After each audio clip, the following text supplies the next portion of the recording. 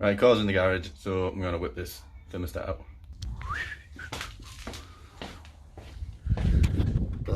Down here somewhere. With my fingers. There. Down there. In there. You can't really see. But you'll see in a minute. Right, so first, take the two battery terminals off the battery, 10mm. Then you got a 13mm bolt that clamps down on the battery. Keep it in there, just loosen it off because it's got a nut in the back. Just loosen it, then you can get the battery out. Yes, so we got to take this this turbo pipe off to get more access now. So this turbo pipe's off, just a 7mm on the clamp and on the bottom. Whip that off, easy. Right, so now you want to drain all your coolant out. So there's my finger. Just up here, you can see that little bit of spout there. When you turn this, you can release all the coolant through there. Obviously, I've just turned mine 124 and just pulled it all the way out and just dumped it all out, but never mind. So this little electrical connector for the temp sensor, and you pull this yellow clip, you pull it up. Can't do it with two hands now. That's it. You pull that up, and then you can just put a screwdriver just gently in the end here. It'll just come out. As you can see, a lot of oil is tracked down into that and filled it up with oil, which I suspect is when it's been spilt, topping the oil up at some point. It's just filled it up. So yeah, be careful of that. Right, so I decided to take the whole battery tray out because it just gives you loads of room and it's not that hard, it's just a bit fiddly. So I've managed to,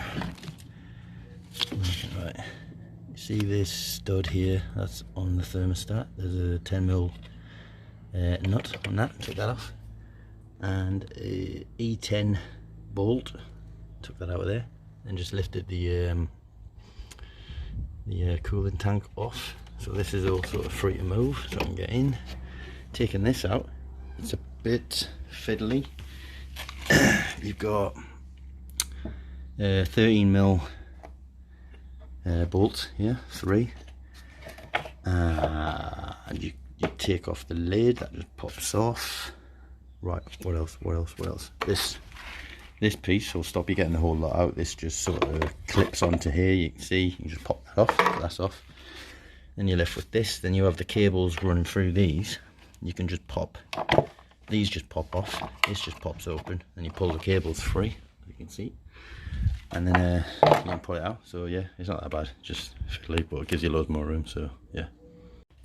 So this little clip here. I don't know if people have seen these ones before. You just get yourself a little scribe or some little hook type thing, or a screwdriver even, probably do it, and just put that in.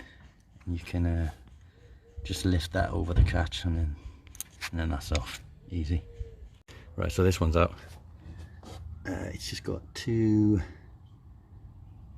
13mm bolts fixing it in. If you do them first, then you can pull it forward, and you can pull all these hoses off. Not too bad. Right, so the new one's back in. Bit fiddly, but it's not too bad.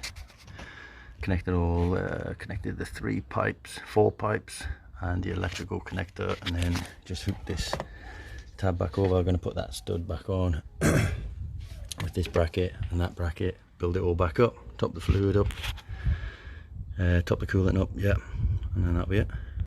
Right, that's it, it's all bled. The heaters are working, everything seems to be alright, there's no leaks anywhere. So it's quite an easy one, it's a little bit fiddly, but it's not too bad. Sorry I couldn't video doing the entire job. I just wanted to get it out quite quick, so I just kept stopping and filming, letting you know what I've done. But here's a list of all the tools that you need, and then I'll put a little step-by-step on the bleeding process for the system. And that's it, all good.